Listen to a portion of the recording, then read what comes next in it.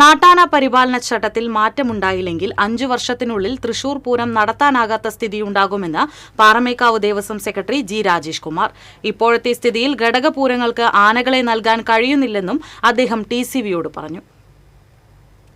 ഇന്ന് 300-ൽ താഴെ നാട്ടാനകൾ മാത്രമാണ് കേരളത്തിലുള്ളത്. തൃശൂർ പൂരം നല്ല രീതിയിൽ നടത്തുന്നതിന് 90 മുതൽ 100 ആനകൾ വരെ ആവശ്യമാണ്. എന്നാൽ അത്രയും ആനകൾ ലഭ്യമല്ല.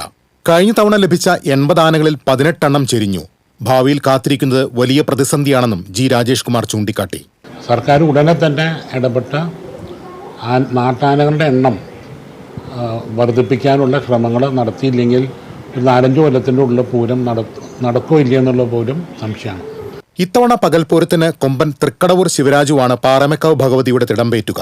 മുൻവർഷങ്ങളിൽ തിടമ്പേറ്റിയ ഗുരുവായൂർ നന്ദന് ഫിറ്റ്നസ് പ്രശ്നമുള്ളതിനാലാണ് തൃക്കടവൂർ ശിവരാജുവിനെ തെരഞ്ഞെടുത്തത്. നാട്ടാനകളിൽ ലക്ഷണമൊത്തതും വലുപ്പമുള്ളതുമായ കൊമ്പനാണ് തൃക്കടവൂർ ശിവരാജു. രാത്രി പാറമേക്കാവ് കാശിനാഥനും പിറ്റേ ദിവസം എറണാകുളം ശിവകുമാറും തിടമ്പേറ്റും. പാറമേക്കാവിന്റെ മറ്റൊരുക്കങ്ങളും ദ്രുതഗതിയിൽ പുരോഗമിക്കുകയാണ്. സമയത്തിൻ്റെ ഭൂരിഭാഗം പണികളും തീർന്നു കഴിഞ്ഞു. വെടിക്കെട്ടിൻ്റെ പണികൾ നന്നായി നടക്കുന്നു. ആനകളുടെ ലിസ്റ്റ് തയ്യാറായിക്കൊണ്ടിരിക്കുന്നു. അതുപോലെ തന്നെ മേളം പഞ്ചവാദ്യത്തിൻ്റെ ആൾക്കാരെ വിളിച്ചുകൊണ്ടിരിക്കുകയാണ്. വെടിക്കെട്ടിന് ബിനോയ് ജേക്കബിനാണ് ഇത്തവണയും ചുമതല. പതിവ് പോലെ കിഴക്കൂട്ടനിയന്മാരാർ മേളത്തിൽ പ്രാമാണികത്വം വഹിക്കും. എന്തായാലും കുടമാറ്റത്തിലും വെടിക്കെട്ടിലുമൊക്കെ വിസ്മയങ്ങൾ കാത്തുവച്ച് പാറമേക്കാവ് പൂരത്തെ വരവേൽക്കാൻ ഒരുങ്ങിക്കഴിഞ്ഞു. TCV news, Thrissur.